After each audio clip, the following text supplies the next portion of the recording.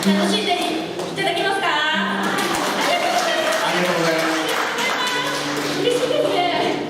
じゃあ次はラストの曲になりました。もゆめちゃんという題名のなんかピーターです。ピーター。でこれも、途中はっっていうようなところがありますので、体のカンボジアのお兄さんがはっっていうところを教えてくれます。こうやったら準備ですからね。